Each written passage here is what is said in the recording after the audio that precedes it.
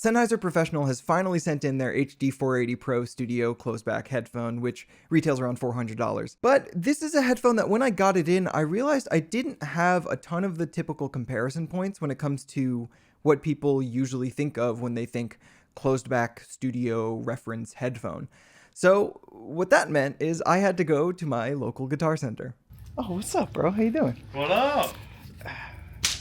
Good to see you. Look at that hair. Thanks, bud. This is Joe. Worked with me back in the day. I do want to ask because there's one I don't see out on the floor. Okay. But I think y'all might actually carry it in stock now. It's the Sennheiser HD490 Pro. You don't know what the difference is? The difference what? I could tell you. The difference between what? The Pro and the not Pros. I've never heard of this. You don't know the difference? I feel like you're just setting me up for a joke where the joke is that one is pro and one is not. No. Okay, what's the difference still? Well, it says we have two. Did you want the Pro or the standard? Well, what's the difference? There's a big difference. What's the difference, Joe? Are you serious? You don't even know? I don't even know. You could ask somebody, hey, what's the difference between those two? And even to a complete and total novice, they'll be like, okay, I understand one is for the professionals. Oh, there it is. Yeah.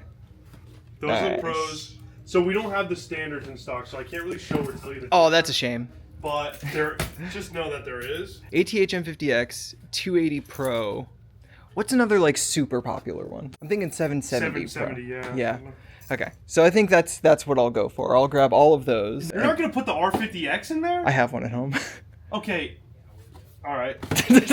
Hey, here's your receipt. We love to have your. You want to take it again? Yeah. All right. 3. I'm thinking hero shot up, slow pan. Yeah. All right, man. Here's your receipt. Thanks for stopping in, and we love to have you. Thanks, Joe. So yeah, I have the HD480 Pro in, and now I also have a bunch of comparison points, and this is one I'm really excited to talk about, so let's go ahead and dive in. Now, when it comes to a studio headphone, it's not necessarily super important that it actually sound perfect. For a lot of people, a studio closed-back headphone like this, the main important thing is that it fits the performer well, that it isolates enough so that the mic doesn't pick up any bleed from the headphone from the Q track, and that it's robust enough if a musician decides to throw it on the floor after flubbing a take. And you know, a lot of the headphones that I'm going to be comparing to in this review are sufficiently good for that, but when it comes to sound quality, I think we would also prefer our headphone actually sound good, neutral, natural, and the reason why so many of these closed-back headphones just don't sound very good is because closed-back headphones are really hard to tune. I'm not going to get too deep into that, but all you need to know is that closed-backs are complicated. Very complicated. This is one of the best closed-back headphones for any use case I can think of, whether it is for studio use or for consumers or for audiophiles. This is just a damn solid all-rounder, and we're going to talk about why. So starting with the build, comfort, accessories, visual design, all of that stuff. As I get into this, you're going to notice a lot of commonality with the HD490 Pro, so if you're familiar with that headphone, there's really not much different here other than this one has a closed back and slightly different pads. And that means I like the visual design of this headphone. It's muted, no nonsense, definitely not ostentatious, but the profile and the way it fits on your head is not distracting at all. In terms of build quality, it's again very similar to the HD490 Pro, which is to say, it's excellent. It's a great mix of lightweight and robust feeling materials. And speaking of which, let's talk about the comfort here for a second, because like the HD490 Pro, again, it's excellent. I actually feel like my experience with this headphone's a little bit better because these ear pads, even if they're the same in terms of their dimensions, I find that the ear comfort is better for this than most of my time with the HD490 Pro was, because the pads weren't compressing as much, which meant this raised lettering on the inside of the cup did end up touching my ear with the HD490 Pro with the mixing pads, but it doesn't here. Otherwise, this thing is basically identical comfort-wise, which means it's one of the better headphones out there, especially when compared to a lot of closed-back studio headphones you'd find at a place like Guitar Center. Touching on the accessories here, this is where it's worth noting that there are, like the HD490 Pro, two versions of this package. There's the HD480 Pro and the HD480 Pro Plus. The only difference is that the HD480 Pro comes with a soft, thin kind of bag, whereas the HD480 Pro Plus comes with a hard shell molded case. But importantly, unlike the 490 Pro, this one doesn't come with a second cable option, which is kind of disappointing because I actually don't love the included cable here. They went with a fully coiled cable for this headphone, and I understand why they did that. For a studio person who's actually working in a control room and may need to slide their chair over to a piece of outboard gear, you want something that has a little bit of compliance and doesn't just yank the headphones off your head immediately. That said, I wish the Plus version did come with a straight cable version. Now, there are some good things about the cable system here. The first is that you can plug the cable into either side of this headphone. The other thing I like about this cable system is that it has a little spring right under the cable terminal, and that's for reducing microphonics transmitted across the cable. Because closed-back headphones in particular have a pressurized volume of air between the eardrum and the speaker of the headphone, that stiff air volume can be moved more effectively by things like microphonic noise. So with closed-backs, microphonics tend to be more of an issue than with open-back headphones. Adding a little spring here does reduce that effect significantly and makes it basically a non-issue for me. And lastly, when it comes to accessories, the HD480 Pro doesn't come with an extra pair of ear pads, though these pads are removable and you can put them on very easily again. With the 490 Pro, I wasn't really a huge fan of either of the sound signatures that the pads afforded you. And I think that when you land on a tuning like this, you don't need another ear pad, especially because again, the comfort is exceptional. So in terms of accessories, yeah, this one's maybe a little bit of a mixed bag for some people, but when it comes to build, comfort, design, all that stuff, this is exceptional. This is one of the best headphones you can get really at any price range in my opinion. And it's the kind of design where I really think a lot of other brands would do well to, if not copy it, at least learn from it. So now that we've tackled all the non-sound stuff, let's go ahead and dive into the sound quality here. But I want to start with the subjective unpacking of how this headphone sounds to me, because there is a particularly interesting aspect about this headphone's performance for me, which is the spaciousness. There's just a nice, pleasant sense of ease to the entire presentation. Everything is nicely spaced, the imaging is precise, but it's also slightly set at a distance instead of being kind of close to my eyes and face like a lot of closed-back headphones specifically are. Touching on dynamics, that's kind of where I feel like this headphone underperforms most. Again, it's not bad, but there's a little bit of an incoherence in terms of the bass having a pretty convincing sense of mass and heft to it, while the mid-range is just a little bit thin and translucent sounding, a little bit insubstantial, such that there's a little bit of a imbalance there in terms of things like bass drums sounding very hard-hitting, while snare drums don't quite have the same level of heft to them. The bass maybe contributes a little bit of masking. It's just a little bit forward for me, so the bass does kind of come forward and dominate the stage a little bit. But overall, I don't have any real issues with this headphone feeling masked or muddled or anything like that. It's a pretty clear sounding headphone, and there are no instances where I felt like I was missing details in my music that are supposed to be there. Let's go ahead and talk about the frequency response of this headphone. And I want to make sure I mention that these frequency response measurements are going to look different than most other people's frequency response measurements of headphones, because unlike measuring these headphones on a test fixture, which is how most people publish frequency response, I'm going to be measuring these on my own head with in-ear microphones placed right at the entrance of the ear canal. But also I'm going to be doing what's called diffuse field calibration, which in layman's terms is just identifying the frequency response of my head and ears when that microphone is placed in my ear and subtracting all of that away. It's like mic calibration. When we measure an audio device, we just want to see the measurement of the audio device. We don't want to see the measurement of the audio device plus the frequency response of the thing that measured that device. Now, behind the measurement, you're going to see some black lines, which are a tolerance mask or a preference boundary specific to me, and it basically just describes what kind of headphone responses I like. If you want to find out how I arrived at this tolerance mask, go ahead and hit me up on the forum at forum.headphones.com. My username is listener. So with all that out of the way, this is the frequency response of the Sennheiser HD480 Pro as measured and diffuse field compensated at my ear canal entrance point. What you're seeing here is 10 seatings per side of the left and right channel, so different movements of the headphone and different movements of the microphone in my ear, overlaid on top of the preference bounds I mentioned. This is an exceptionally tuned headphone, at least on my head. It's just a neutral, slightly warm tilted because of the bass emphasis headphone that balances every part of the frequency response exceptionally well. Now, there are some colorations here. They're minor, but they are still things I would change about this headphone given the chance. The first and probably most important and difference making to the entire response here is there's a slight 180 Hz dip that travels about a decibel outside of my preference boundary, and I do notice this dip on most music. In terms of how it affects the music, male vocals can sound a little bit thinned, a little bit lacking in realism and intimacy. However, there are some good things about this. It does offer this otherwise quite warm headphone a little bit of clarity that it might actually need, especially because there is quite a bit of bass with this headphone. And things like piano or string instruments do have a very nice sense of presence and articulation that may not be there if this dip was filled in. Now, benefits to clarity aside, I would still prefer this dip being filled in, but I think in doing so, I would also need to reduce the bass, which, speaking of the bass, yeah, there's a little bit too much mid-bass specifically here for me. Bass fundamentals and kick drum fundamentals just sound a little bit too bouncy and rotund. I would say if there's any part of this headphone that comes forward more than the other parts, it would be the bass.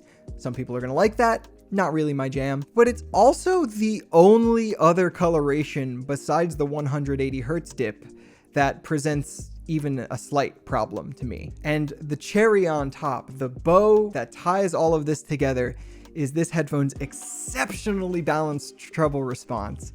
Again, these are measurements done on my head. I can't guarantee that it's going to be as smooth for you as it is for me, but this treble response is basically faultless. And this is not the case for most headphones on my head, as we'll see. What this means in practice for the actual sound of the headphone is that for things like vocals, for example, I don't get any of the sibilance or harshness or scratchiness that, frankly, most headphones give me. Instead, I get a slightly relaxed presentation that still has all of the intelligibility and nuance of the vocal performance that you want from a well-recorded vocal. With hi-hats, I don't get any of the extra sizzle or crash. With ride cymbals, I don't get any of that extra like pingy ringiness or hardness.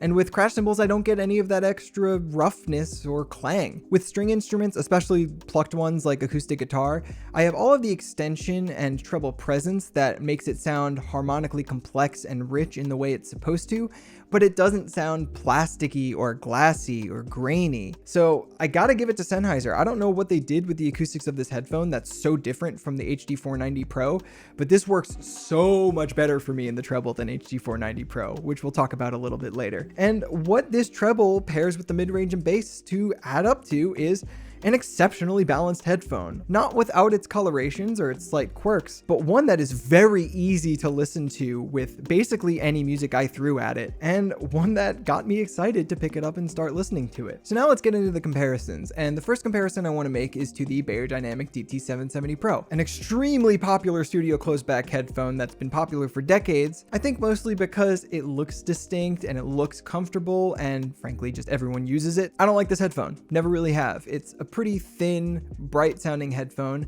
It does have a fairly reasonable bass response, but the bass sounds kind of detached from everything else because the mid-range is very lean tilted. It has a lower mid recession and an upper mid-range forwardness that just makes it sound a little bit aggressive and sharp. And this is compounded by the fact that the treble is quite bright. While yes, I don't like the sound of this headphone, my actual biggest issue is with the build, the design, and the comfort. It looks like it would be comfortable, like those ear pads look luxurious, but they're really not. They're quite rigid and not deep enough either, so my ear did rest against the plastic baffle on the inside of the headphone and caused basically immediate discomfort. But also, as someone who used to work at Guitar Center and used to sell these headphones basically always break right at the cable connection to the ear cup. So why doesn't it have a removable cable? So yeah, it has that failure point. It's also not a very comfortable headphone. It's also not a very good sounding headphone. And this just kind of bodies it in basically all of those metrics. It has a removable cable, it's way more comfortable, and basically across the board, the sound is better. The bass is more impactful and hits harder and hits heavier. The mid-range is just more normal and natural sounding, and the treble is just way smoother, way better. So moving on from that, I want to talk about the other most popular studio closed-back headphone, which is the Audio-Technica ATH M50X, which... this thing sucks. Like, I don't know how this headphone gets away with being so incredibly uncomfortable and so terrible sounding. The ear pads on this headphone are just absolutely terrible. They are too short on the y-axis to be sufficiently over or around ear, and the padding is so shallow that there's basically no padding to speak of. Like, your ear is basically just resting against a hard plastic baffle on both sides with a lot of clamp force. And the headband is also not great. Like, it doesn't have really much padding to speak of. There's no divot in the center, so you get a hot spot pretty immediately. And that, plus the clamp and the lack of padding and the poor fit around your ear. This isn't even touching on the sound quality yet, which is also atrocious. The bass is one of the stupidest bass responses I've ever seen. It's just this big blobby bass emphasis that, yeah, makes it sound boomy and resonant in a way that maybe an ordinary consumer would find appealing. It also has a really scooped out low mid-range and a really forward upper mid-range and lower treble response that makes it arguably even more aggressive and harsh and shouty than the DT770. You should not buy it. Please, you deserve better. So the last of the usual suspects of like closed back headphones around this price range I want to talk about is the Sennheiser HD280 Pro. Of the three I've mentioned so far, sonically at least, the 280 Pro is probably the least compromised. It does have kind of the same issues as the other ones, where it has a prominent bass response, but then a fairly substantial low mid-range upper bass dip. Now, unlike the other ones, it doesn't have any notable upper mid-range resonances. It's more so just elevated because of how big the low mid-range and upper bass dip is. The treble is what I would call competent. It's not good or great, but it is significantly better than the other two I've mentioned so far. Now, the downside here is that the comfort of this headphone is another big problem. This is, of the three I've mentioned, easily the clampiest headphone. Even though the 280 Pro is, of these, the best in terms of sound quality, it's not good enough that it's worth the ergonomics trade-off, because it really is supremely uncomfortable. Versus these options I've mentioned, like, yes, this sounds better. It may sound different for you than it sounds for me, but I think most people are going to agree that this sounds better than those headphones. But in terms of ergonomics, like, I cannot overstate how bad those headphones are compared to how good this headphone is. And unfortunately, even as we get closer in price to this headphone, that doesn't really change. I do have the Sony MDR M1 as well, which I did test against this. It is more comfortable, it is less clamp-like on your head, and it is lighter as well, but it's kind of the same story where there's just too much bass, too cold of a mid-range due to a low mid-range dip, and too much treble. And again, it's still not as comfortable as this headphone. I also compared this to the Beyerdynamic DT700 Pro X, which fixes the ear comfort issue of the DT770,